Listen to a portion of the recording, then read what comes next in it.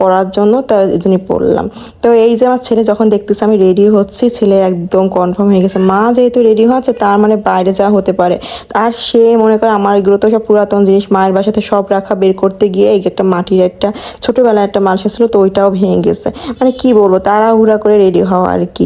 আর যেহেতু বাইরে যাওয়ার কোনো প্ল্যানিং ছিল না, মানে কিচ্ছু না, জাস্ট ঘরে একটু পরলাম আর কি। এইগুলো আমার ছোট্টবেলায় সব চুরি, মানে ছোটোবেলা কিনতাম না ম্যাচিং করে করে ড্রেসের সাথে, তো এগুলো তো সব বাপের বাসায় থাকে।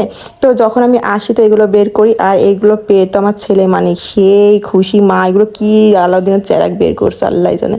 তা আমি এখানে ম্যাচিং করে করে পড়তেছিলাম, তো চুড়িগুলো একটু টাইট হয়ে গেছে, হাতে যাচ্ছে না, তারপরে এগুলো চলে গেছে। আসলে আমার ওভাবে তো সব কিছু আর কিছু কিনে রাখা, ছোটোবেলা এগুলো পড়ি না বাবার সাথে, অনেক কিছু মনে পড়ে যায় আর অনেক ভালো লাগে এইসব পুরাতন জিনিসগুলো বের করে করে পড়তে। নতুন কি কিনা লাগে দেখে মনে হচ্ছে না, একদম আজকেই কিনে নিয়ে এসছে। আসলে এগুলো সব একদম পিচ্ছি কালে যখন স্কুলে পড়তাম তখনকার জিনিস। তো ম্যাচিং করতে করতে